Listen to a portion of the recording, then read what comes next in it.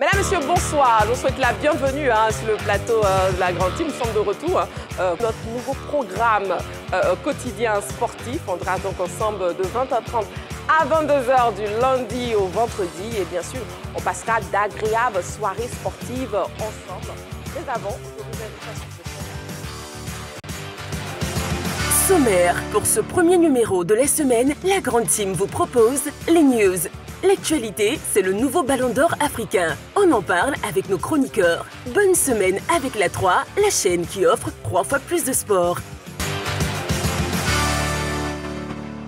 Alors, la cérémonie de remise du Ballon d'Or africain vient à peine de prendre fin, une cérémonie qui a été retransmise en direct sur les antennes de la 3. Justement, le sujet de l'actu de ce soir concerne cette cérémonie, Ballon d'Or africain 2023. Êtes-vous d'accord avec le résultat? Vous pouvez donc nous appeler au 27 21 59 93 99 et aussi vous avez la possibilité de nous écrire sur la page Facebook de la 3 pour nous donner vos avis, vos réponses, parce qu'on a bien envie de vous entendre et vos avis comptent énormément pour nous. Voilà, nous sommes en direct sur la 3, bien sûr, la chaîne qui vous offre 3 fois plus de sport. Et je suis accompagnée ce soir pour la première partie de Roger Stéphane et d'Henri Joël. Bonsoir, messieurs. Bonsoir, Marie-Christine. Bonsoir, Marie-Christine. Comment vous allez, Henri Joël? Oui, ça va très bien. D'accord. Roger Stéphane, comment Chez moi, ça va très bien. Très belle chemise. C'est gentil. Une couleur qui tire sur mon ensemble. Là, vous voulez mes couleurs, là, vous? Je ne répondrai pas à cette attaque. Voilà, on débute véritablement, mesdames, messieurs, et on commence avec LGT News. LGT News. Du MMA pour entamer le chapitre des news de la semaine.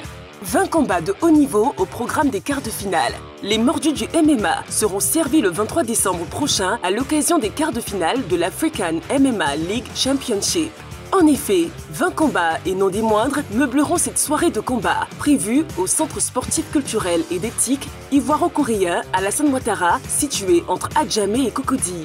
Selon le promoteur et président de l'AML, Ismaël Bakayoko, qui était face à la presse samedi dernier dans un hôtel huppé de la commune de Cocody, l'enjeu cette année, c'est la cagnotte de 1 million de francs CFA plus un voyage, tout frais payé, en vue d'un stage aux États-Unis à la fondation de l'AML dont bénéficiera le gagnant. Pour ces quarts de finale, 9 combats professionnels et 11 en amateur sont au programme.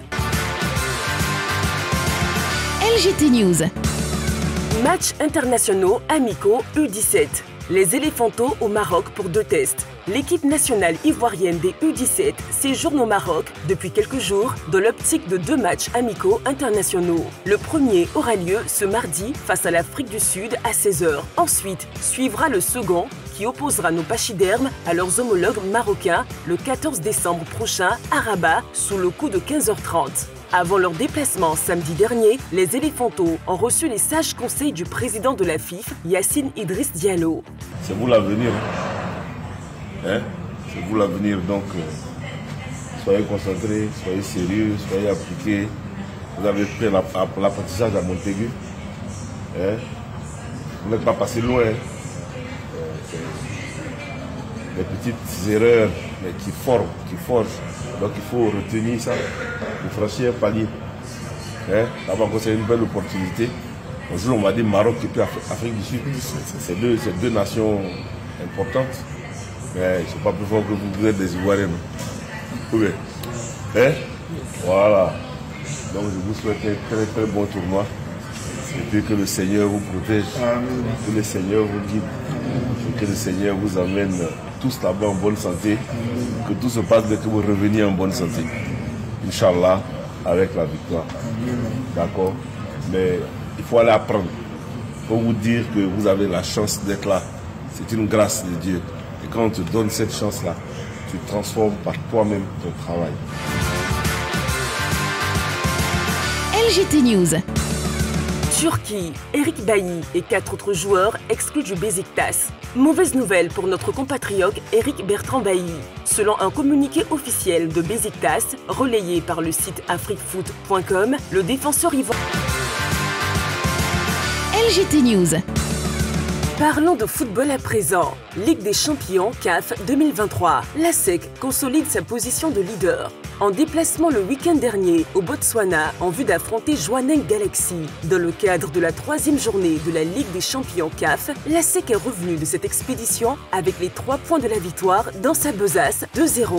Un succès que les Mimos doivent à Sankara William Karamoko, auteur d'un doublé. Grâce à cette belle opération, l'équipe de maître Roger Wigna consolide sa place de leader du groupe B avec 7 points. Si les hommes de Julien Chevalier parviennent à enchaîner avec une autre victoire lors de la 4e journée, ils seront qualifiés pour le second tour de cette compétition.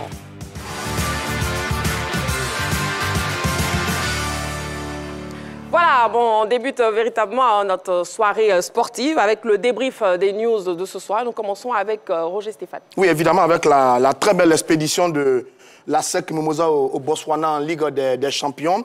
Une 3e journée parfaitement maîtrisée par les jaunes et noirs. 2-0 face à l'équipe de Galaxy. L'ASEC a dominé ce match avec beaucoup d'occasions de but. D'ailleurs, il y a eu un pénalty manqué à la 36e minute par Aka-Essis Baudelaire.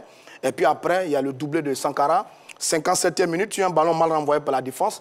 Et puis 79e minute, sur une superbe reprise, sur un centre de Poku. Donc, voyage parfaitement réussi pour l'ASEC Mimosa qui conserve sa première place avec 7 points plus 3. Si l'ASEC gagne sa 2e confrontation avec cette équipe de Galaxy sur la prochaine journée, eh bien l'ASEC sera qualifié pour le prochain tour. Tout simplement, bravo aux jaunes et noirs qui font une très bonne entame de compétition. 1-1 face à l'équipe de Semba, 1-0 face à l'équipe de WAC et là 2-0 face à Galaxy.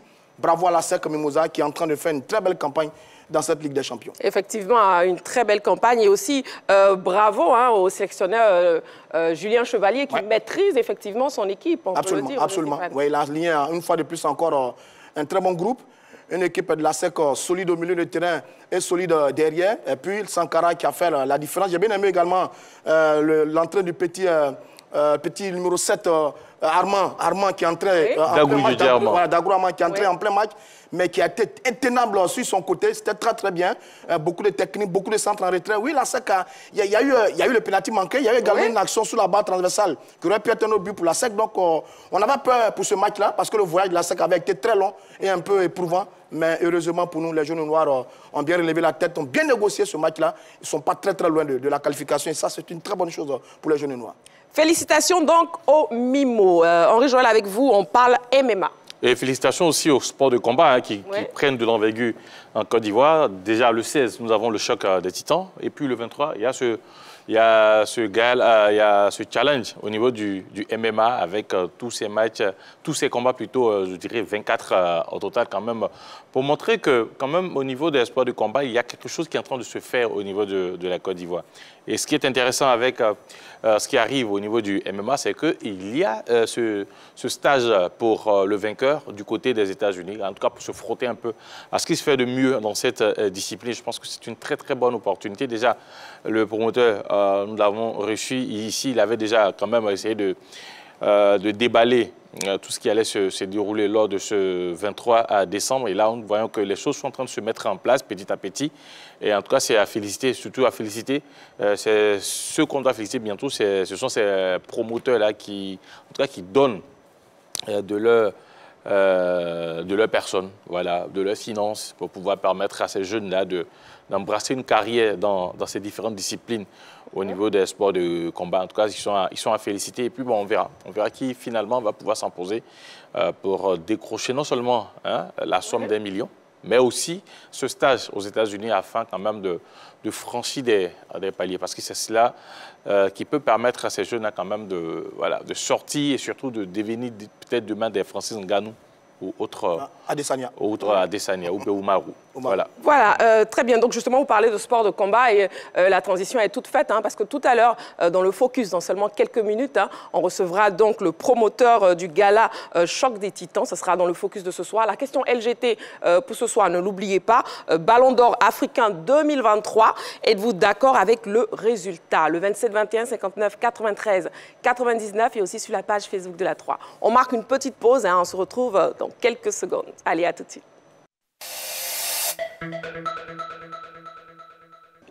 Voilà, nous sommes ensemble sur la 3 en direct. Vous suivez votre émission La Grande Team sur la chaîne qui vous offre 3 fois plus de sport. Et nous passons au focus de ce soir.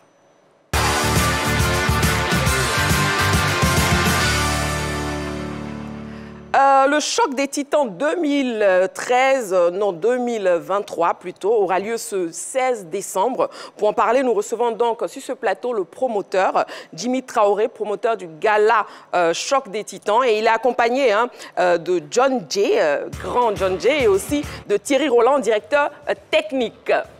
On vous reçoit donc, messieurs. Bon, on vous laisse vous installer confortablement d'abord. Oui. Moi, je vois là, non. C'est non à qui? Non, oui, c'est quoi? Bonsoir, cher aîné John Jay. Je suis content. Je ne pouvais pas imaginer que toi et moi, on allait se retrouver sur le même plateau. Franchement, je ne pouvais pas. C'est décembre est particulier. Hein. Oui. Donc la canne, là, ça va marcher. Que Dieu vous entende. Alors, Jimmy Traoré, comment vous allez? Super bien, Christine. D'accord. Bonsoir à vous déjà. Bienvenue sur le plateau de la Grande Team. On sera accompagné de Roger Stéphane et d'Henri Joël. Donc, dites-nous tout déjà, d'entrée de jeu. Ben, merci, c'est toujours un plaisir pour nous de nous retrouver sur cette chaîne qui a cru au Choc des Titans depuis la première édition. Merci à Guy, merci à tout le monde. Ben, on est là encore pour remettre le couvert, on est en décembre. Et comme chaque année, chaque décembre, on essaie de faire du beau pour les Ivoiriens. Il y a la 4e édition du Choc des Titans qui est arrivée, qui va s'installer.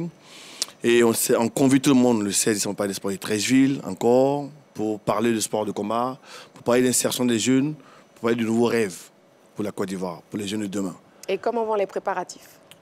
C'est super bien. Super bien, on a la chance d'avoir des grands frères comme John Jaibo J aujourd'hui qui mène le bateau, qui est le MC, qui est un des maîtres à penser. On est bien entouré, on pense que cette année, ça va faire waouh. Et il y aura combien de combats déjà?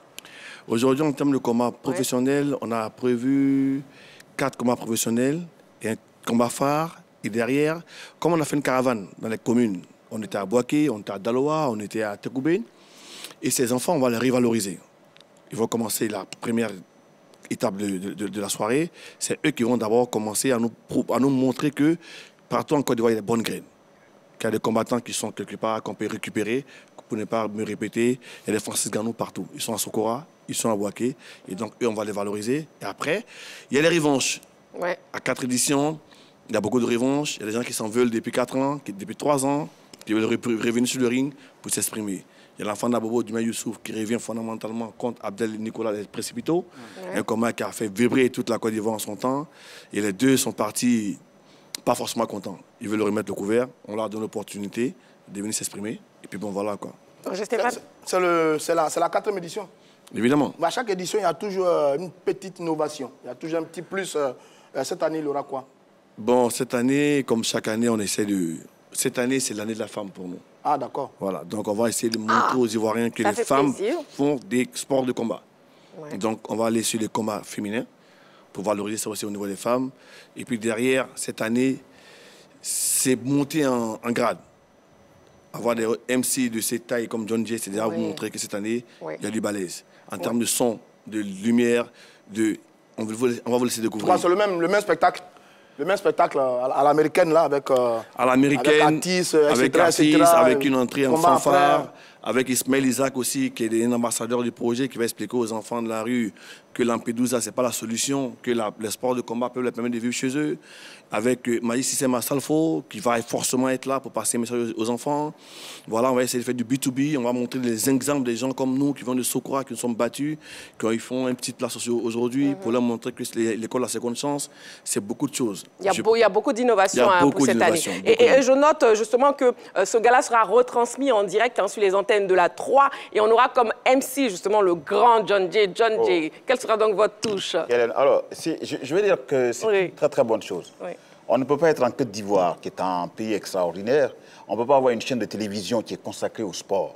Et puis, ne pas élargir donc, la plateforme qui permet donc, aux sportifs de s'éclater.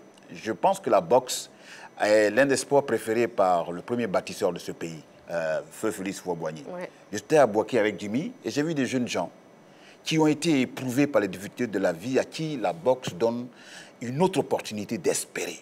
Parce que vous n'avez aucune idée de ce que c'est l'énergie du désespoir. L'énergie du désespoir, c'est quand tu te retrouves dans une situation où on te dit, quoi que tu fasses, tu vas y passer. Et tu n'as aucun moment où tu peux ne serait-ce que bénéficier d'un soupçon d'espoir. Et ces jeunes étaient perdus. Mais Jimmy leur a donné la plateforme. Et j'ai vu des jeunes gens retrouver le sourire. Sourire dans des moments les plus difficiles. Je pense que c'est une chose que tout un chacun rêve d'avoir. Et quand j'ai regardé ça, j'ai dit à Jimmy, si je peux t'apporter quelque chose, n'hésite surtout pas. Le mois de décembre, c'est censé être le mois de tous ceux qui sont dans des grands gombos glissants. Moi, j'ai un programme tellement chargé, surtout ce même samedi. Mais je lui ai dit que j'allais venir. J'allais venir parce qu'il y a quand même pas mal de temps que les Américains nous montrent comment le show se fait. Le plat de résistance, c'est donc les combats de boxe, mais autour de ça, il y aura donc des pom-pom girls qui vont faire leur entrée. Et pour ça, je veux dire qu'une fois le micro est ouvert, il va falloir montrer que nous sommes en Côte d'Ivoire et nous savons faire les choses. Nous allons mettre les petits plats dans les grands. Et ce combat de boxe, il est si particulier parce qu'il est sport d'abord. Et puis bientôt, on aura donc la grande fête du football. Je veux dire que les Ivoiriens, les Africains qui sont partout, qui vont regarder la 3 ce jour-là, vont se rendre compte que la Côte d'Ivoire est vraiment prête pour tous les grands événements sportifs. Wow. Voilà. Ça attend vraiment une très belle soirée. Oui, Henri Joël, une question. Alors, la question, c'est par rapport à, je dirais, la vulgarisation de la discipline un peu partout en Côte d'Ivoire, puisque lors de la dernière édition du FEMUA, nous étions à Bouaké, et il y a eu ce projet-là. Vous avez émis le vœu quand même de participer, surtout de permettre au choc des titans d'accompagner, j'ai écrit le FEMUA. Est-ce que dans quelques années, on aura par exemple ce gars-là à Bouaké ou à Yamoussoukro ou je ne sais pas, dans une autre ville? C'est-à-dire le grand gala, parce que c'est vrai qu'il y a eu des entrées, mais le grand gala lui-même. Est-ce que demain, on pourra l'avoir par exemple à Bouaké ou peut-être dans une autre ville? Vous savez, on a parlé sur ce même plateau il y a 3 ans, je pense. Je vous ai dit que mon rêve était de faire un championnat mondial à Bouaké. Et je pense que ce grand gala-là, il va se répéter. On n'a pas le choix. Aujourd'hui, on est monté doucement sur le projet. Le projet, il intéresse la population. Il intéresse les grandes villes, comme Bouaké, comme Daloa. Et comme je vous dis, je parlais avec Assalfo, avec vos FEMUA, il va y avoir forcément ce grand gala-là, très prochainement. On pense même l'année prochaine, pourquoi pas, faire la finale sur les Titans à Bouaké. De localiser, parce que c'est ce qu'il faut. Ouais. C'est ce qu'il faut. Il faut amener le ring chez eux, il faut amener l'événement au cœur de la population. D'accord. On a su le plateau, hein, le directeur technique, qu'on veut entendre aussi, monsieur Thierry Roland, c'est ça? Bonjour, oui, c'est ça. Bonsoir, oui. Donc, quelle est votre touche? Alors, moi, je viens... Votre rôle, oui. Mon rôle, c'est vraiment professionnaliser l'organisation. Ouais. Donc, on est là pour un soutien sur le terrain, principalement. Donc, ça passe par les lumières, ça passe par le son, ça passe par tout ça. On vient mettre notre touche. D'accord, c'est plutôt le côté technique. C'est voilà, principalement le côté technique. D'accord. Voilà, tout ce qui est la com, M. Traoré sait très bien le faire. Il n'y a pas de problème pour ça. Une question pour le directeur. Alors, donc, King, sur le combat en lui-même, c'est la revanche, hein? C'est la revanche. Entre Youssou Doumbia et Abel Nicolas. Ouais. Les deux sont croisés là, il y a quelques années. Doumbia avait gagné au point. Ça va être difficile. Ça va être un combat difficile. Beaucoup d'ailleurs voyaient Nicolas vainqueur. Mais est-ce que ces deux boxeurs ont progressé depuis leur dernier combat? Est-ce qu'ils ont progressé? Est-ce qu'ils ont encore le niveau pour nous livrer un combat de qualité à ce rendez-vous-là? Je pense effectivement qu'on ne va pas être déçu. Pour ce que j'ai vu, pour ce que j'ai vu voir, ce que je crois venir, on ne va pas être déçu. Je pense qu'ils ont vraiment le niveau. C'est même pas que c'est pas la revanche, c'est des revanches. Il y a le petit Sénégalais qui vient de descendre sur le vol de Air Côte d'Ivoire il y a 10 minutes. Sow Mamadou, qui est aussi venu pour en découdre. Parce qu'il avait perdu en face à Koneya d'Abobo. Il y a beaucoup de revanches. Je pense qu'en termes de gala, on va être servi. En termes de boxe, il aura des beaux combats. Youssouf, il s'est bien préparé, c'est mon ami. Hein? C'est mon ami. Ça, je le sais. Donc, quand il vient à Abidjan, on passe de moments ensemble. Est-ce qu'il s'est bien préparé? Est-ce qu'il s'est vraiment bien préparé? Et Youssouf, il a le dos au mur. Youssouf, il n'a pas le choix que de se préparer parce que compétir à Abidjan, en face des Abobolais, c'est un challenge pour Youssouf. Mais Jimmy l'a pesé. On aura la pesée quand? On aura la pesée vendredi, à l'hôtel Bien-Mi Resort en Gré, avec les boxeurs, vendredi matin. Et le samedi, on commence la tournée depuis 16h au Palais des Sports pour installer les amateurs. Et 18h, on lance le top départ. Et 21h, en direct sur la 3, toujours. Alors, pour revenir quand même sur les combats, moi, j'ai été quand même voir Koneya dans sa préparation. J'ai été dans sa salle, j'ai été dans sa famille. J'ai vu un peu l'engouement du côté d'Abobo. Parce que là, on m'a quand même conté quelques petites histoires, notamment ce combat entre ces deux combattants, entre les deux, en amateur. où Koné est sorti vainqueur. Et là, le Sénégalais a envoyé un message via son staff à Koné en lui disant que s'il arrivait à tenir sur les 3 premiers rounds, il allait lui donner 100 000. Alors, okay. Derrière, voilà, les éléments vont passer après. Mais quand même, ce sont des challenges, quand même, voilà, des petits pics que les combattants ont commencé à se lancer par rapport à cela. Et croyez-moi qu'à Bobo, vraiment, ils sont mobilisés. Et forcément, derrière, quand Bobo est mobilisé, même ça se voit au foot, quand ils sont mobilisés, voilà. Donc c'est vrai qu'Henri Joël parlait justement de... Bon, il a parlé de 100 000 et tout. En question récompense. Bon, vous savez, le Orgaplan, c'est toujours faire les choses à la hauteur des athlètes. Vous savez, c'est eux il faut primer. C'est pas évident, mais nous, comme toutefois, on essaie de leur donner le maximum qu'on puisse pour qu'ils soient vraiment contents de revenir. Vous savez, aujourd'hui, on a un vrai problème sur le choc des titans de cette année, c'est la place qu'il n'y a pas. Tous les boxeurs de Côte d'Ivoire veulent participer au choc des titans. Tous les boxeurs veulent participer forcément parce qu'on essaie de leur donner un minimum. Et nous, aujourd'hui, en termes de bourse, je pense qu'en boxe anglaise, dans la sous-région, en termes de bourse, comme c'est des vies privées, il n'y a pas mieux. Ce n'est pas moi, c'est les boxeurs qui le disent. Voilà, on essaie forcément de les mettre. Même les amateurs, aujourd'hui, quand vous montez, si vous avez la chance de monter un ring organisé par Orgaplan sur les Titans, forcément, il fallait que vous rentrez avec un minimum. C'est important pour nous parce que c'est ce qui va amener les grands plats dans les pays. Je vous dis tous les jours, si on s'organise qu'un gagnant de Boaké, d'Abobo, rentre chez lui dans 1 ou 2 ans avec 5 millions de francs CFA, qui répète la maison de ses parents, vous allez me dire qu'il n'y aura aucun bandit dans la rue. Ils ne savent pas où partir. Vous savez, les enfants sont dans la rue aujourd'hui parce qu'ils n'ont pas de rêve. S'ils voient l'exemplarité, la réussite de voisins par le sport, aujourd'hui, vous imaginez tous les enfants de Côte d'Ivoire jouer au football, c'est dû à quoi? C'est dû à venir voir. Aujourd'hui, Francis Ngannou est venu en Côte d'Ivoire, tout le monde était parce que c'est l'exemple de la réussite. Et ça, ils sont partout. Il faut juste leur donner l'opportunité de pouvoir s'exprimer. Et on est très content parce que la 3 a cru au projet depuis le premier jour. Mes frangins, ils sont là. Tous les jours, on essaie de monter ça pour expliquer aux enfants, pour expliquer qu'avec cette boxe, avec cette sueur, on peut sauver des vies. Alors, donc, et en plus de la 3 qui vous soutient, justement, il y a de nombreuses personnalités du monde artistique, religieux et sportif aussi qui vous soutiennent. Et justement, on a un élément vidéo où il vous donne des messages d'encouragement. On regarde. Avec plaisir.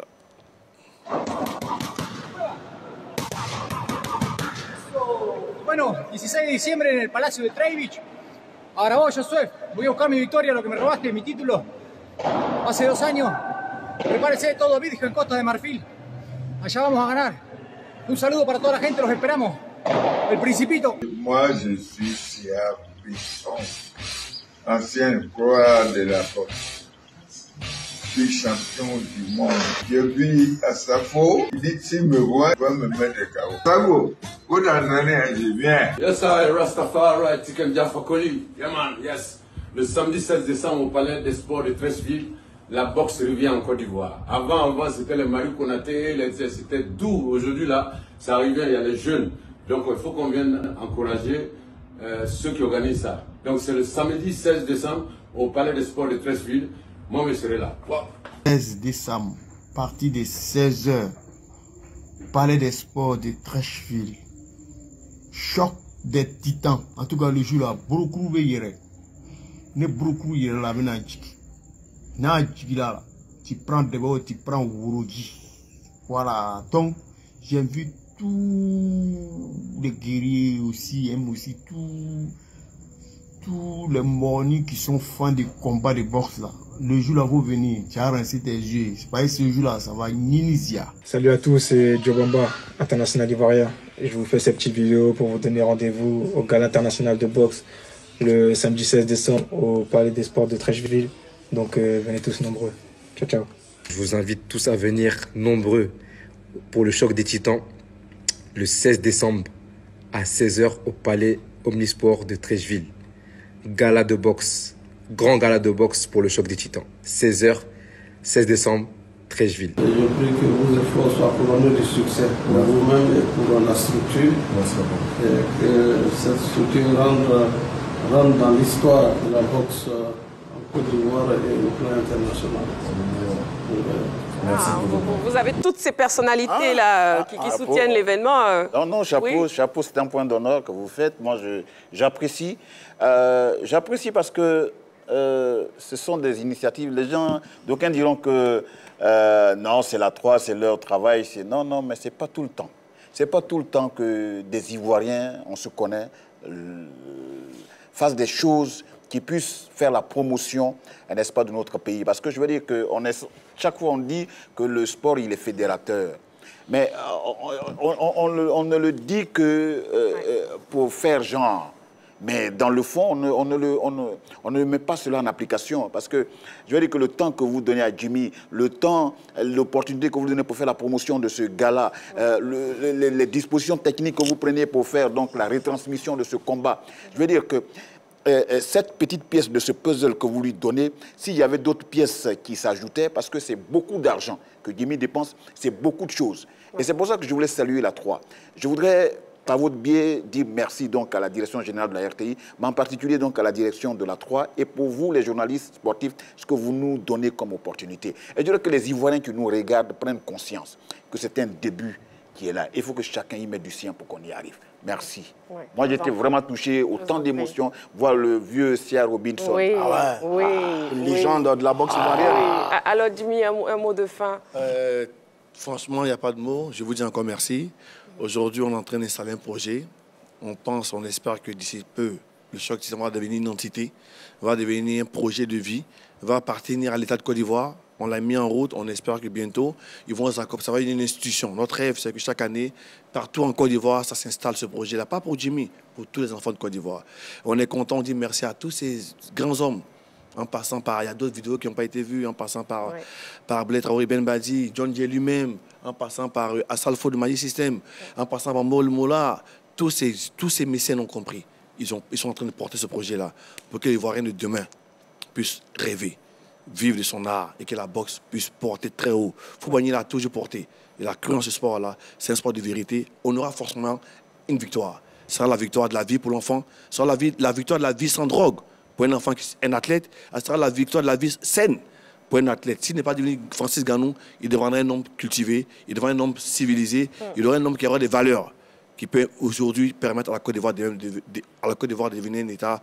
Waouh. Et merci aussi au chef de l'État de Côte d'Ivoire. Si on est là aujourd'hui parce qu'on est un climat de paix, le président de la Côte d'Ivoire a prévu une finale Sénégal-Côte d'Ivoire. Nous, on l'a fait à l'avance. On va faire la finale Sénégal-Côte d'Ivoire le samedi 16 décembre. On appelle tout le monde à être là pour supporter la Côte d'Ivoire et puis en plus que la ceinture choc des titans reste en Côte d'Ivoire et que vive la Côte d'Ivoire et vive la paix dans ce pays-là. Merci beaucoup. Merci beaucoup pour votre message. Merci beaucoup pour votre présence sur le plateau de la 3. On dit oui ou non? Merci beaucoup. On recevait donc Jimmy Traoré, promoteur du gala du Choc des Titans, aussi le directeur technique, et le grand John Jay qui n'est plus à présenter. Merci beaucoup. Merci. Bon, on marque une petite pause. Vous ne bougez surtout pas. On se retrouve seulement dans quelques secondes pour le sujet principal de l'actu de ce soir. Voilà, nous sommes en votre compagnie jusqu'à 22h et nous ont rejoint Balo et Jean-Philippe. Bonsoir, messieurs. Bonsoir, bonsoir Marie-Christine. Vous allez très bien. Jean-Philippe, vous allez très bien? Je vais très bien, merci. D'accord. On est lundi, hein? Bien sûr, avec tout le tonus qui va avec. J'ai remarqué. Balo, et vous? Ça va, ça va. On porte des lunettes. On a décidé de faire une petite similitude. C'est les lunettes d'un côté. Si. Bon, l'autre côté, je ne sais pas quoi dire. Non, on va bien. Vous pensez voir bien. Nos yeux sont en bonne santé. Vous pensez voir bien, en fait. C'est surtout ça. C'est préférable que je lance l'actu. Allez, bon, on part pour l'actu de ce soir. Allez, on y va.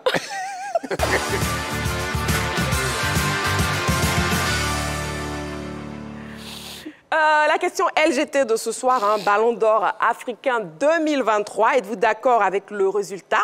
Le Ballon d'Or africain, justement, le meilleur joueur africain de l'année 2023 est connu. Et il s'agit de Victor Osimhen. On en parle donc sur ce plateau, mais d'abord, on regarde cet élément vidéo. Alors, la question LGT donc, de ce soir, Ballon d'Or africain 2023, êtes-vous d'accord avec le résultat? Le téléphone est ouvert, 27 21 59 93 99. Et aussi, on lira quelques-uns de vos messages sur la page Facebook de la 3, ici sur le plateau. Messieurs, j'ai bien envie d'avoir vos avis, oui ou non? Oui pour Jean-Philippe et Balo et non pour Roger Stéphane et Henri Joël. D'accord. Bon, Roger Stéphane, pourquoi non? Non, parce que moi, depuis le début, ma position n'a pas changé, elle ne va pas changer. Pour moi, le véritable Ballon d'Or, c'est Yacine Bounou. le gardien marocain. Là, il a été élu meilleur gardien de l'année. Bon, c'est un footballeur comme les autres, comme les 3 finalistes pour le Ballon d'Or. Donc, il n'y a pas gardien à part, il n'y a pas avant-centre à part. C'est un footballeur. Et sur cette saison, je trouvais qu'il a été très bon. Il a été très bon. D'abord, en Europe, il a gagné la 2e compétition européenne, qu'on appelle la Ligue Europa, avec l'équipe de Séville. Une compétition qu'il avait déjà d'ailleurs gagnée en 2020-2021. Donc oui, ça c'est une très grosse performance. Deuxièmement, il a fait une excellente campagne de Coupe du Monde avec l'équipe du Maroc. Il a été le gardien du temple marocain qui a joué la demi-finale de cette compétition. Chose rare dans l'histoire du football africain. Eh bien, Bonou était au rendez-vous. Et puis pour le reste, il a fait beaucoup de clean sheets. Il a fait des arrêts décisifs. Il a été très important. Je veux dire, quand on a été un gardien, quand on est un gardien et qu'on est à ce niveau de performance-là, on peut vraiment se permettre de s'autoriser à avoir ce prix-là, comme ne font que l'avoir depuis très longtemps que les avant-centres. Donc oui, pour moi, Bonou, dans ce rôle difficile de portier, de gardien, ce rôle sensible de gardien, il a fait une saison qui méritait d'être récompensée au plus haut niveau avec cette distinction. Malheureusement, il est allé à Osimhen. Osimhen qui, c'est vrai, il est champion d'Italie, meilleur buteur de la Série A. Mais après ça, il a été élu meilleur joueur footballeur de l'année en Italie, mais il n'a pas été élu meilleur joueur de la Série A. Il y a un paradoxe. Donc oui, moi je voyais vraiment Bonou. Il a fait une bonne saison. C'est un peu dommage. Il paie peut-être le prix encore de cette position difficile des portiers, des gardiens dans ces différentes distinctions. La preuve, là, on a créé un prix gardien pour le contenter. Je vais faire sortir une incongruité tout à l'heure par rapport à ce qui s'est passé aujourd'hui. Mais j'estime que pour moi, le vrai ballon d'or cette année, c'était Yacine Bonou. D'accord. Bon, un avis contraire, on prend l'avis plutôt de Ballot. Ballot, oui, vous êtes pour vous, les résultats sont mérités. C'est clair, hein, surtout pour Victor Osimhen. La question qu'on doit se poser, déjà, c'est quels sont les critères pour être ballon d'or africain? Selon la Confédération africaine de football, il y a 3 critères principaux. La performance au niveau national et international. Il y a la permanence des prestations, c'est-à-dire est-ce que le joueur a été constant durant toute la saison. Il y a le charisme et l'influence. Si on commence avec le premier critère, performance nationale et internationale, qu'est-ce que Victor Osimhen a réalisé au plan national avec les Super Eagles du Nigeria? Il a été meilleur buteur des éliminatoires de la Coupe d'Afrique des Nations, avec 10 buts. Un joueur qui a été capable même d'inscrire 7 buts en 2 rencontres. Au niveau international, qu'est-ce que Victor Osimhen a réalisé? Au niveau international, avec l'équipe de Naples, il était meilleur buteur de la Serie A avec 26 buts en 32 matchs. En Ligue des Champions, c'est 6 buts en 5 matchs. Donc on voit qu'au plan national et international, ces statistiques sont indiscutables. Et si on en vient à la permanence de ses prestations, est-ce que ce joueur a été constant durant toute la saison? Oui, il était constant durant toute la saison, puisque avec Naples en championnat, il a été on a même ces statistiques qui s'affichent actuellement. À l'image, hein, justement, avec l'équipe de Naples, il a été constant durant toute la saison. En tout cas, il a été important dans le dispositif offensif de cette équipe de Naples, que ce soit en Ligue des Champions ou en championnat. On en vient au 3e critère qui est le charisme et l'influence. L'influence, est-ce que Victor Osimhen a été influent dans cette équipe de Naples? C'est vrai, oui, il a été influent. Et d'ailleurs, Roger Stéphane vient de souligner un fait. Il n'a pas été élu meilleur joueur de la Serie A, mais c'est dû à une injustice. Tous les observateurs du football européen ont vu en Victor Osimhen le potentiel, sinon le joueur, le meilleur joueur de la Serie A. Et injustement, il a été privé de cette distinction. Donc, lorsqu'on voit les critères édictés par la CAF qui correspondent aux statistiques de Victor Osimhen, il n'y a pas grand-chose à dire après ça. D'accord. Jean-Philippe est du même avis que vous. Bien évidemment. Pour moi, depuis 2015, contrairement au Ballon d'Or France Football, le Ballon d'Or de la Confédération africaine de football a quand même respecté, je dirais, la tendance. Et il n'y a pas beaucoup de contestation, voire aucune contestation quant au lauréat final. Je pense que contester ou même remettre en cause la performance et le trophée remis à Victor Osimhen est une injustice par rapport à ce que ce garçon-là a fait. Voyez-vous, Victor Osimhen n'a pas réalisé ses performances dans un club qui était habitué à gagner. C'est ça, en fait, le petit charme de ce qu'il a réalisé. Roger Stéphane sait de quoi est-ce qu'il s'agit quand on parle de Naples. c'est un grand amoureux de Diego Armando Maradona. Il sait ce que Maradona a fait dans ce petit club de Naples, qu'il a réussi à placer sur la carte du monde. Et depuis Maradona, ce club n'avait plus remporté le Scudetto jusqu'à l'arrivée de Victor Osimhen. C'est dire la performance que le monsieur réalise avec son club dans un championnat qui est ultra dominé soit par la Juventus de Turin ou l'Inter Milan. Naples n'est pas une équipe incontestée ou incontestable du football européen. Voir ce joueur, cet attaquant-là, dans cette constance, dans cette grande rivalité qu'il y a au niveau du football italien, réaliser une telle performance, ce n'est surtout pas à négliger. Il parle de Bonou, c'est vrai, mais moi je préfère me focaliser sur même les deux autres finalistes pour essayer de faire un parallèle entre leurs performances et ceux de Osimhen. Il n'y a pas match. C'est vrai que Mo Salah réalise une belle performance, mais je dirais qu'il est un peu victime du mini déclin que sa formation a connu l'année dernière, l'équipe de Liverpool qui était assez inconstante. Mais si on regarde, pour parler de Bonou, si on parle de Bonou, mais c'est vrai, en club il a réalisé de belles performances, en équipe nationale il a réalisé de belles performances, mais il n'est pas le seul Marocain à avoir réalisé cette performance. J'aurais pu dire pourquoi pas Nesri. Nesri a marqué des buts décisifs en Coupe du Monde avec le club de Séville, avec lequel il a remporté également ses trophées. Donc, pourquoi faire une fixation sur un gardien de but comme si ce n'est pas un joueur à part entière? C'est un joueur à part entière. Je pense que si Bono avait remporté ce trophée, ce n'aurait pas été un scandale.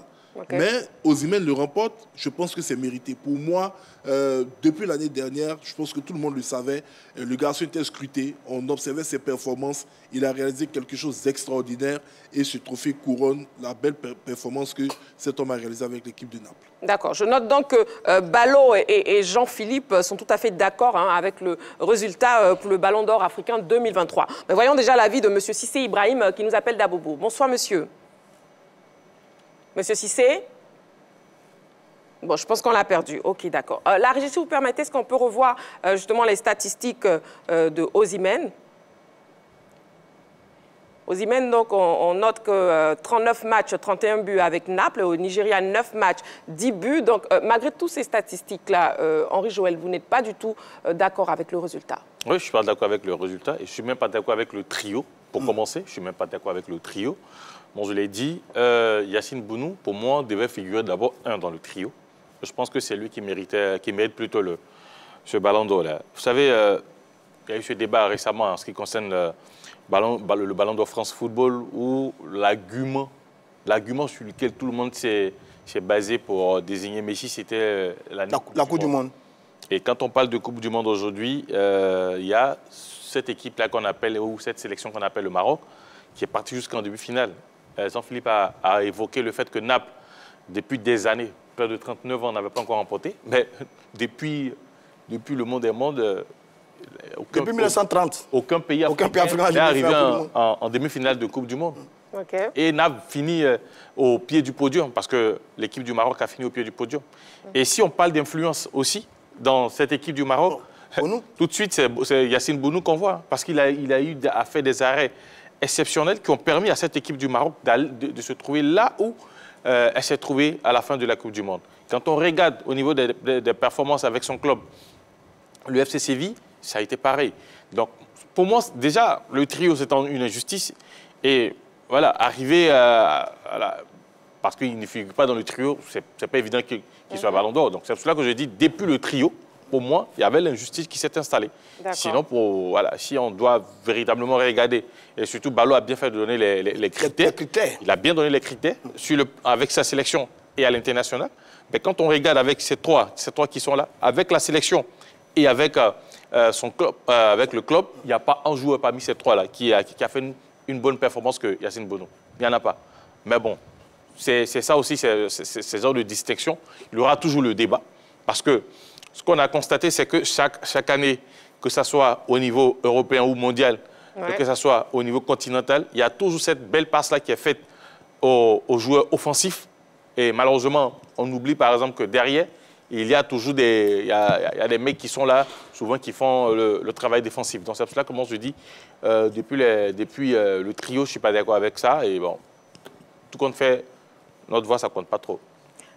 D'accord. Bon, pour l'instant, on vous écoute quand même. Sur la page Facebook de la 3, hein, on a Eouman Tano qui nous dit « Bonsoir, Madame Marie-Christine Begré. Les électeurs ont choisi Victor Osimhen. Nous ne faisons que nous aligner sur leur choix, qui me paraît juste, hein, vu les performances de ce garçon à Naples, en championnat italien et en Ligue des champions européenne. Merci et bonne émission. » On a aussi Noé Ouattara qui dit « Il le mérite humblement ». Et Sanson Junior Jan qui nous dit « Les résultats sont parfaits », ainsi que celui de Osimhen, justement, pour le Ballon d'Or. Guy Marus, par contre, nous dit « Oui, je pense que c'est mérité pour Victor Osimhen. Il a réalisé une superbe saison avec Naples et ses buts ont permis à Naples de remporter le Scudetto après plusieurs années. » C'est bien ce que disait Jean-Philippe. Oui, mais Marie-Christine Begré, moi, j'ai envie de faire une interview à Victor Osimhen sur deux petites questions. Si on demande à Victor Osimhen, entre la Ligue Europa et le titre de champion d'Italie, qu'est-ce que tu préfères? À votre avis, qu'est-ce qu'il va répondre? La Ligue Europa est une Coupe d'Europe qui est nettement supérieure au championnat d'Italie, au titre de champion d'Italie. Si vous demandez à Victor Osimhen, entre meilleur buteur des éliminatoires de la CAN et demi-finale de Coupe du Monde, qu'est-ce que tu préfères? Il va vous dire demi-finale de Coupe du Monde. Vous faites ça simplement, ça veut dire que les éléments remportés par Bonou sont nettement supérieurs aux éléments remportés par Victor Osimhen. Maintenant, sur l'influence, mais le vrai patron, il y a un leader gaucher qui est Ziyech dans cette équipe du Maroc, qui est connu pour sa qualité, mais un leader naturel, patron de l'équipe du Maroc, c'est Bonou.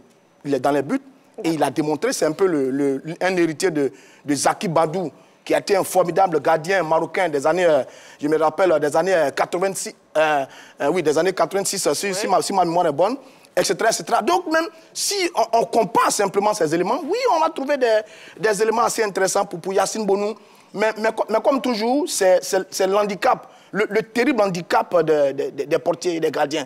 Heureusement que cette compétition, heureusement que celle-là, je crois qu'il y a des gardiens qui l'ont déjà gagné. Nkolo Thomas l'a gagné. Joseph Antoine Ben, si je ne m'abuse également, l'a gagné.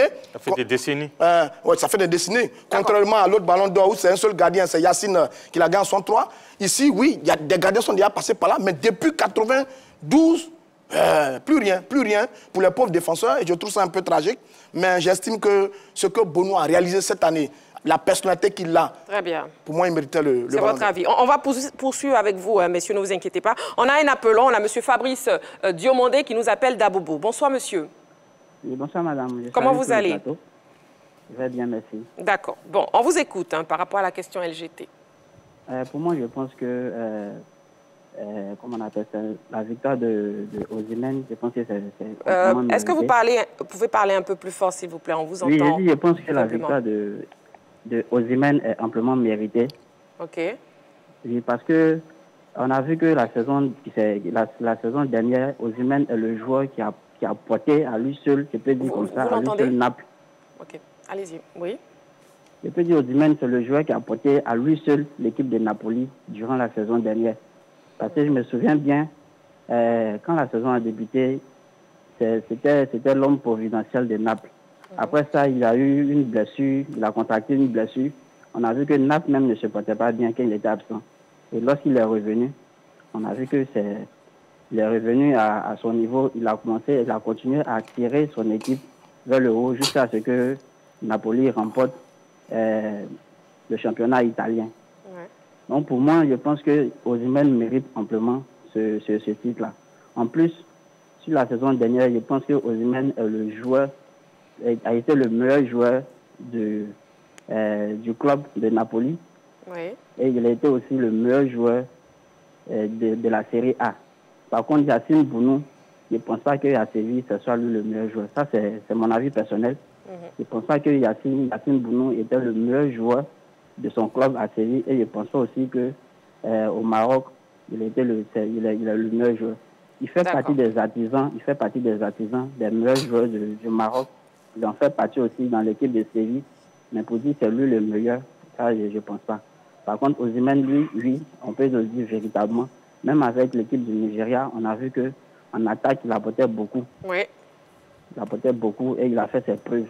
Il a fait ses preuves. Quand il s'est blessé, on a vu que Napoli ne se portait pas bien. Tout à fait. Lorsqu'il est revenu de blessure, il a repris l'équipe de Napoli et ils sont partis jusqu'à ils ont gagné. Effectivement. Donc vous êtes vraiment tout à fait d'accord avec le résultat et c'est votre avis, on respecte votre avis. Merci beaucoup, hein, Monsieur Fabrice Diomandé. Comme Monsieur Diomandé, on pouvait nous appeler au 27 21 59 93 99. On attend vos avis nous intéressent énormément ici sur le plateau de la Grande Team. Oui, Jean-Philippe. Bon, de toute façon, le débat ne devait pas tourner entre Bonou, à mon sens, et Victor Osimhen, mais vu que on a d'un côté du plateau Roger et Henri Jo qui estiment que déjà le trio était mauvais et que c'est Bonou qui méritait d'être le vainqueur de cette distinction. Je vais emboîter le pas même à l'intervenant qui a demandé, qui disait tout simplement que pour lui, Bonou n'était pas le meilleur joueur marocain et il n'était pas également le meilleur joueur de son club. Tout à l'heure, Roger Stéphane nous demandait les distinctions que Bonou a pu réaliser à titre collectif. Est-ce que Osimhen aurait pu cracher là-dessus?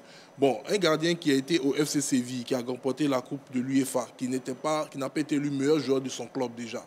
Bon, est-ce que... Osimhen non plus. Osimhen était... n'a pas été le buteur de la Série A. Voilà, mais n'est pas le meilleur joueur de Naples, milieu de terrain. Ensuite, terminé, non, ça vous dit que déjà sur les distinctions individuelles, si vous le voulez, ils sont déjà au même niveau. Donc, malgré la performance de son club, il n'a pas été élu comme le meilleur joueur de son club. Ensuite, au niveau du championnat espagnol également, où il évolue, il n'a eu aucune distinction. Contrairement aux Osimhen, au moins qui était meilleur buteur du championnat espagnol. Lui, il aurait pu être au moins meilleur gardien du championnat espagnol. Il n'a pas été. Ensuite, même au niveau du Maroc, où ils ont fait l'élection du meilleur joueur marocain cette année, c'est Achraf Hakimi qui a remporté le trophée. Donc, comme à la CAF, l'Afrique peut être plus royaliste que même les Marocains qui ont choisi un autre joueur à la place de Bonou pour être le meilleur joueur marocain. Déjà, il faut se poser cette question. Donc, on va dire que dans son pays également, on ne lui reconnaît pas toutes ses caractéristiques de leadership pour le mettre en avant. Maintenant, sur la période même de ce ballon d'or africain, la période part de quand à quand? Elle part de novembre 2022 à septembre 2023. À partir de juin 2022, Bonou s'est retrouvé du côté de l'Arabie Saoudite. Quelles sont ses performances là-bas? On a parlé de permanence des performances. Ouais. Est-ce que Roger ou bien Henri Jo peuvent nous dire de juin à septembre 2023 ce que Bonou a réalisé dans le championnat saoudien? Alors qu'on voit les prestations d'Osimhen, on voit les prestations d'Achraf, on voit les prestations de Mohamed Salah, qui est revenu en puissance. Donc, remporter ce trophée, ce n'est pas se limiter seulement à des performances sur des compétitions ponctuelles. Il y a une période qui est donnée. On regarde également la performance du joueur sur cette période. Malgré le fait que Victor Osimhen, ici, on a dit qu'il n'était pas aussi performant que l'année passée. Il totalise déjà près de 10 buts dans le championnat italien. 6, merci. Voilà. D'accord. Dans le championnat italien. Donc, c'est dire clairement que, contrairement à Bonou, qui s'est exilé pas de sa faute, bon, on sait qu'aujourd'hui, très peu de joueurs peuvent refuser la manne financière qui provient de l'Arabie Saoudite. Contrairement à Bonou, tout le reste, ils sont restés dans des championnats performants. Donc, il est évident que vers la fin, quand on va faire la sélection, on va regarder vers ceux qui ont su garder cette constance. Donc, je pense que peut-être que s'il était resté à Séville cette année, ou, comme il était pressenti, s'il n'était pas du côté du Real Madrid, le débat n'allait même pas se faire. Il serait dans le trio, peut-être même il serait le ballon d'or. Mais il faut regarder également ce critère. D'accord. Oui, Ballot. Je voudrais préciser que je pense que la CAF a compris une chose. Comment est-ce qu'on peut comparer les statistiques d'un joueur de champ à celles d'un gardien? Comment est-ce qu'on quantifie cela? Vu que c'est impossible de comparer les performances en termes de statistiques d'un attaquant à celles d'un gardien de but, c'est la raison pour laquelle ils ont tout simplement créé le prix du meilleur gardien de la CAF Awards. Yacine Bonou a donc eu ce prix-là parce que c'est impossible à ce qu'eux peuvent me dire comment est-ce qu'on compare les statistiques d'un gardien de but à celles d'un attaquant? C'est impossible. Les arrêts. Donc, au niveau, non, les arrêts. Ne parlez pas en même temps, s'il vous plaît. L'attaquant marque des buts, le gardien fait les arrêts. Donc, on ne peut pas les comparer statistiquement parlant. Dans ce cas... trouver une parade. Et la parade a été trouvée en les lisant meilleur gardien de la CAF. Non, mais dans ce cas... Ok, si vous permettez, messieurs, on a un appelant. Monsieur Yao Séraphin qui nous appelle de Tandy. Bonsoir, monsieur Yao. Bonsoir, madame. Comment vous allez? Ça va un peu. D'accord, bon. Je salue Roger Stéphane. Oui, bonsoir, cher ami. Il n'y a pas de problème. On vous écoute donc par rapport à la question LGT. Est-ce que vous êtes d'accord avec le résultat du Ballon d'Or africain? Bon, je peux dire non. Je ne suis pas d'accord pour ça, puisque le Nigeria même atteint la base de la Côte d'Ivoire, 7-7. Donc, moi, d'abord, bon, comme Roger Stéphane l'a dit, le gardien de but, pourquoi ne pas donner ça, les gardiens de but ou bien les défenseurs. En tout moment, on voit les attaquants. C'est de la défense jusqu'à l'attaque qui fait le jeu. Bounou, on a vu pour Coupe du Monde. Coupe du Monde, c'est pour cela l'autre l'a remporté, Messi. C'est pour ça que Messi a remporté. Mais pourquoi en Afrique, on ne prend pas la Coupe du Monde en compte? Pourquoi on ne prend pas la Coupe du Monde en compte? Le championnat italien ne dépasse pas le mondial. Le championnat italien ne dépasse pas le mondial. Donc, normalement, on pourrait prendre la Coupe du Monde pour désigner le gardien de but. D'accord. OK. Vous voyez, non? Donc, il y a des fois, les gens, là, vraiment, ils sont... Ceux qui décident, là, ils ne sont pas... C'est pas clair. On ne connaît pas les critères, mais vraiment, il y a quelque chose là-bas. D'accord, ok. Bon, votre avis est pris en compte. Merci beaucoup. Justement, Roger Stéphane, si vous permettez, l'appelant justement sortait quelque chose de très important. Il dit pourquoi est-ce que la Coupe du Monde n'est pas prise en compte? Pourquoi est-ce que la Coupe du Monde ne pèse pas? Justement. Et c'est là, et c'est l'incongruité de ces différents prix, à ne rien comprendre. Jean-Philippe a donné la périodicité. Lionel Messi a gagné le Ballon d'Or parce qu'il a été brillant sur un mois. La Coupe du Monde. C'est la Coupe du Monde qui a favorisé le succès de Lionel Messi. On est tous d'accord? Non, mais personne n'a dit que c'était juste. Ça, bon, de toute façon, non, vous ne parlez pas en même temps. Dans tous les cas, c'est la compétition. L'argument. S'il vous plaît, je suis d'accord avec ça. C'est la Coupe du Monde qui a conduit Lionel Messi à gagner le Ballon d'Or. Il a fait un mois de compétition, il a brillé en un mois. Toute sa saison n'est pas extraordinaire.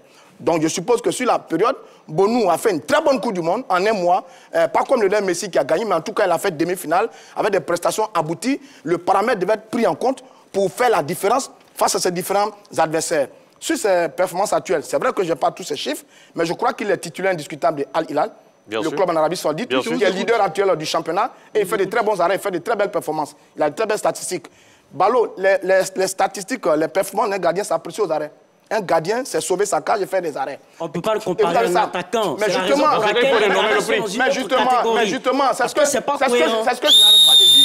ce que je n'arrête pas de dire depuis. Bon, nous allons poursuivre parce que si vous continuez de parler en même temps, je vais vous interrompre.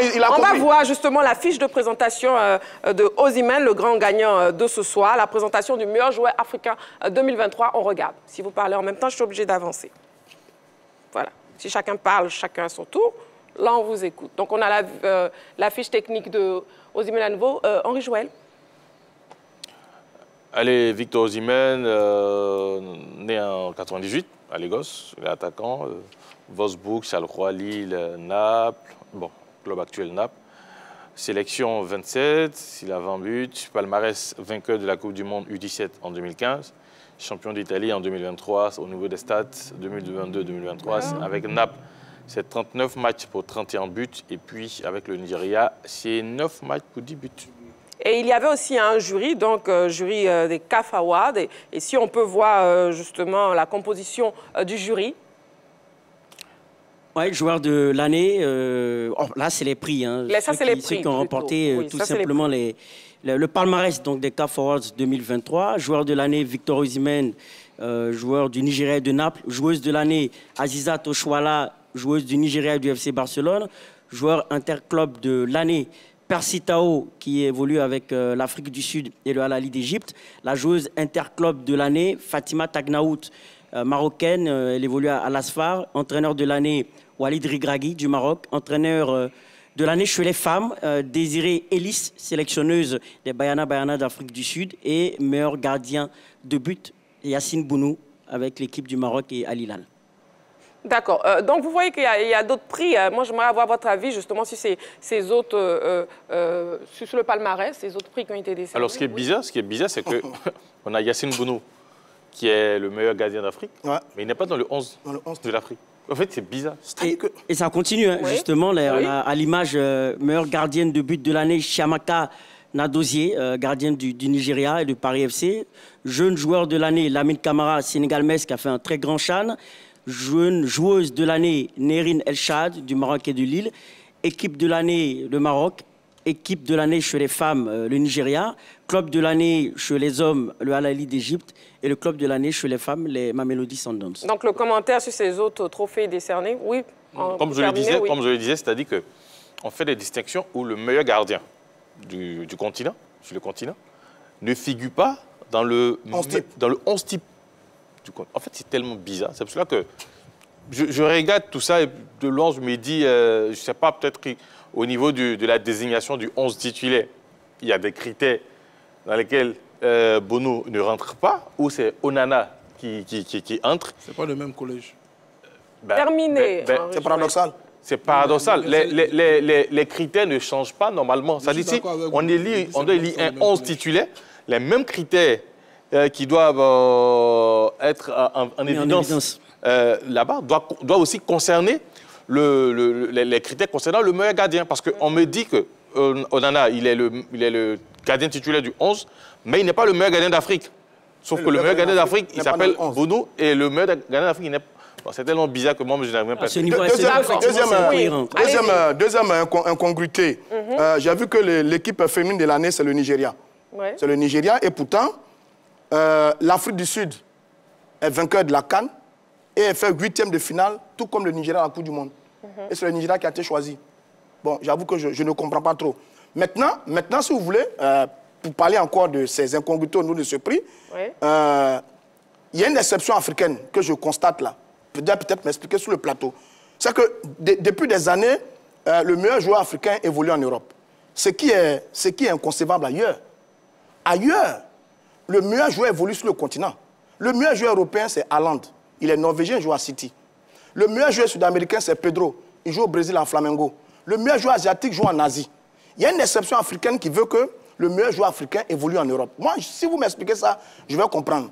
On a créé ce prix pour faire la promotion du football africain, local, etc., etc. Ce qui est appliqué, à mon avis, laisse-le terminer. Vous aurez la parole, laisse-le terminer. C'est un avis qui est appliqué aux autres continents qui observent le football comme nous. Lionel Messi a 8 ballons d'or, il en gagne chaque année, mais n'a jamais été élu meilleur joueur sud-américain. Vous comprenez ça?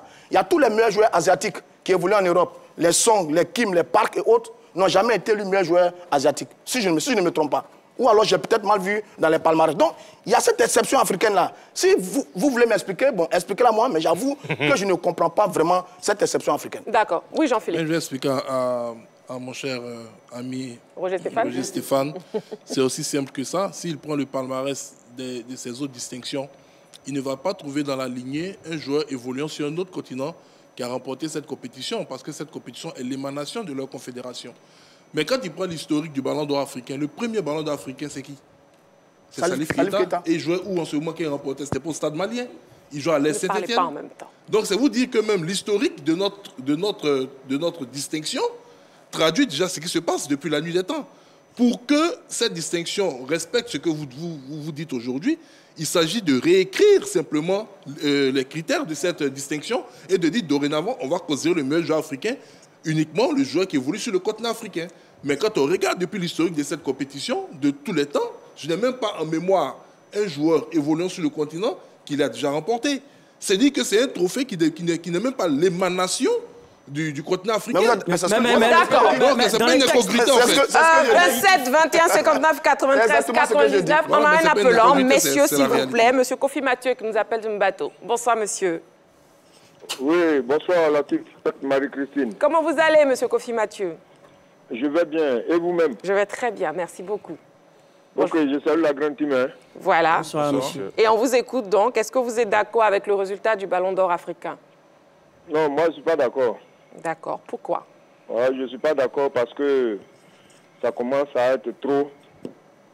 Que ce soit le Ballon d'Or mondial et puis le Ballon d'Or africain. C'est-à-dire qu'on a comme l'impression que on fait la part belle aux avant-centres. Bon, qui le dit, comme déjà ils ont créé un prix de consolation pour les gardiens, qu'ils disent le meilleur attaquant de l'année. Donc quand dit ce ballon-là, c'est pour le meilleur attaquant de l'année. Sinon, à cet allure-là, que doit faire un défenseur pour qu'un jour il ait un ballon d'or? Exactement. Qu'est-ce qu'un défenseur doit faire dans une saison? À part défendre. Ou bien il n'a qu'à quitter son poste de défenseur pour aller marquer des buts aussi pour qu'il espère avoir un ballon d'or. On ne comprend plus. Donc, comme quelqu'un l'avait dit un jour, qu'il donne des prix à chaque compartiment, parce qu'aujourd'hui même sur le podium, on a vu qu'il y avait assez de prix. Il y avait plein de personnes qui étaient alignées à des prix. Ils n'ont qu'à faire des ballons d'or pour les attaquants, pour les milieux de terrain, pour les défenseurs, et puis heureusement pour les gardiens, c'est déjà fait. Ils n'ont qu'à faire comme ça. Sinon, quand ils disent, parmi toute une équipe, l'attaquant est le meilleur, alors que quand on regarde au mondial, n'eût été Bono, le Maroc ne serait pas arrivé où ils sont arrivés là. Parce que quand vous regardez leur score, ils n'ont jamais eu de score fleuve. Souvent, c'est à 1-0. Mais comme derrière, ils n'encaissent pas, ils passent ce tour-là, jusqu'à ce qu'ils arrivent en demi-finale. Mais on ne tient pas compte de ça. On dit c'est aux humaines parce qu'il est attaquant, il a marqué à ses débuts, c'est lui qui est meilleur buteur. Moi, ça ne me dérange pas. Mais je veux dire que à cet allure-là, je ne sais pas comment un défenseur va avoir un ballon d'or en Afrique ici un jour. D'accord. C'est bien noté, M. Kofi Mathieu. Oui. C'est bien noté. Donc vraiment, bonne soirée et puis bonne émission. Merci beaucoup. Merci beaucoup de toujours suivre la 3 et de participer à l'émission. Et Marie-Christine? Oui, Balo. Un additif. Je n'ai pas encore raccroché, Balo. Voilà, j'ai raccroché maintenant. C'est vrai. Moi, juste un additif, c'est pour dire que Jean-Philippe, au-delà même de l'historique, dans les textes, dans les critères d'attribution du Ballon d'Or africain, il est écrit noir sur blanc, un joueur africain évoluant sur le continent et en dehors du continent.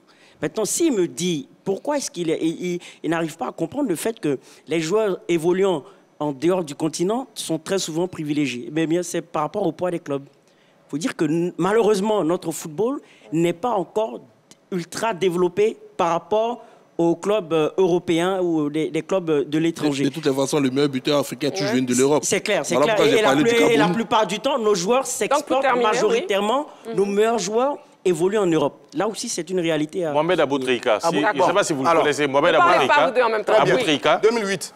La période de domination de l'Égypte, que ce soit avec le Halali, que ce soit avec l'équipe nationale, mais il a presque dominé toute l'Afrique. Jamais il n'a eu le ballon. Il n'a même pas été sur le podium. Je suis d'accord avec vous. Il n'a même pas été sur le podium. Donc, on se pose la question de savoir maintenant, puisque vous parlez du poids du club. Quand on prend le Halali, quand même, ça compte. Le Halali, ça compte. Pas comme Manchester City, comme le Real, comme le Barça. Très bien, messieurs. Bon, le temps est parti justement à son terme. Je pense qu'on poursuivra le débat dans une autre émission de la Grande Team, parce que je vois que vous avez beaucoup à dire, mais on ne pourra pas vous départager. Chacun a son avis. Vous êtes non, vous êtes oui, et on respecte énormément vos avis. Bon, on va souffler un tout petit peu. Là, on ne va pas se respecter. On va souffler un tout petit peu et on va passer au plus calé. Allez.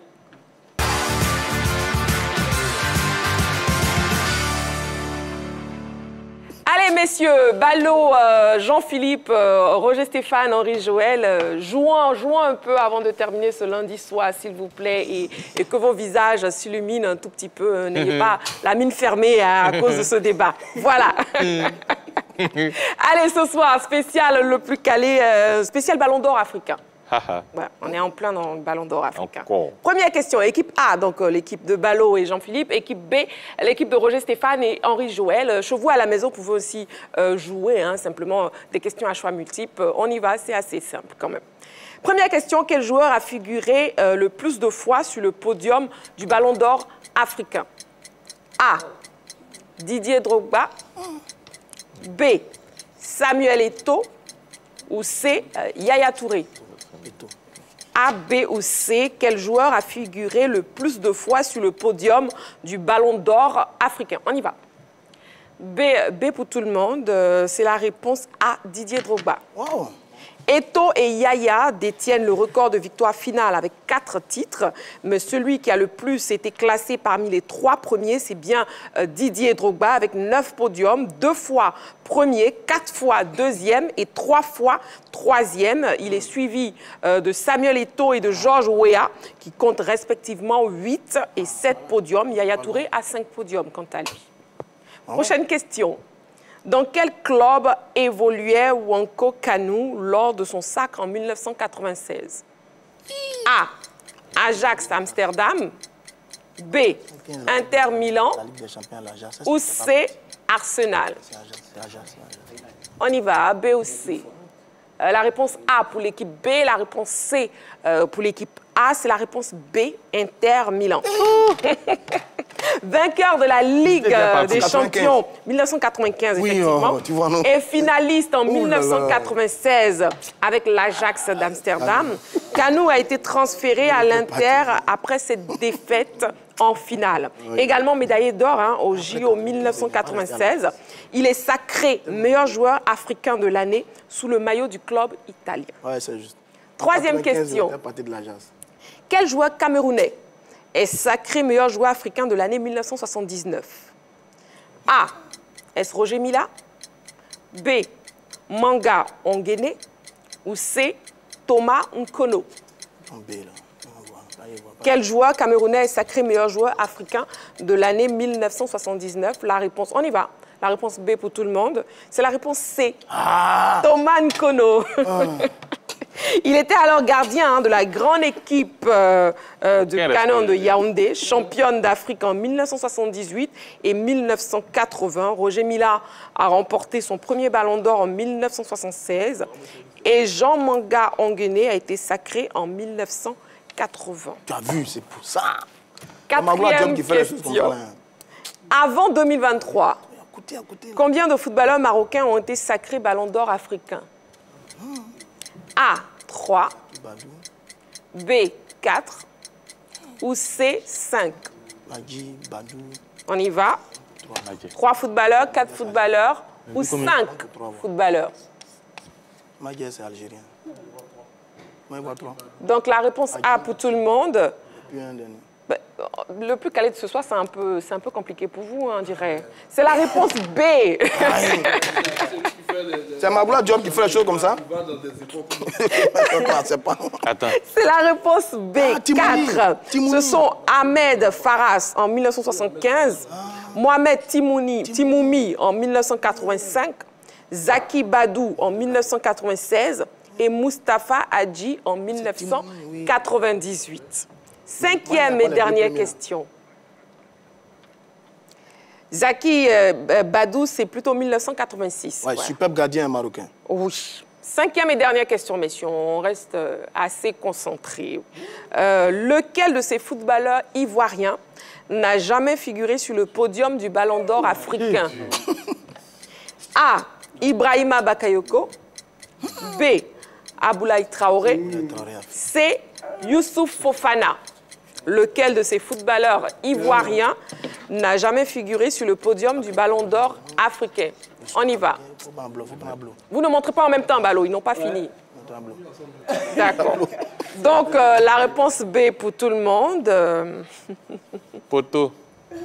C'est la réponse B. Aboulaye Traoré. 5 footballeurs ivoiriens ont été sur le podium donc, du Ballon d'Or africain. Ce sont Laurent Pokou, deuxième en 1970 et troisième en 1973. Youssouf Fofana, suivez, messieurs, deuxième en 1987 et troisième en 1988. Et Ibrahima Bakayoko, troisième en 1999. Et Didier Drogba et Yaya Touré. Voilà, roulement de tambour. Ils ont roulé le tambour, ça, là. On ne roule pas. Tout le monde a eu un point. Donc, sur les 5 questions, vous n'avez marqué qu'un point. Égalité parfaite, hein, donc un match nul avec seulement un point de chaque côté. Merci beaucoup à celui qui a proposé le plus calé là. Appelez-les ici, moi venir danser. Messieurs, est-ce qu'il fait quand même quelque chose? On danse pas. Voilà, Ballot, allez-y. Lui, il allait des jeunes d'anciens temps là. Il peut danser. C'est bien fait pour vous. En tout cas, vous commencez pas bien la semaine avec ce plus calé là. C'est mieux comme ça. Bon, c'est la fin de la grande team de ce soir. C'est la fin de la grande team de ce soir. Merci beaucoup, hein, très chers téléspectateurs, de toujours nous suivre sur la 3, la chaîne qui vous offre 3 fois plus de sport. Merci sur le plateau. Merci Ballot, Jean-Philippe, Roger Stéphane et aussi Henri Joël. Merci à toute l'équipe en régie. Et bon, on se repose un tout petit peu. Et on se retrouve demain en direct 20h30, toujours sur la 3. Allez, prenez soin de vous et faites du sport.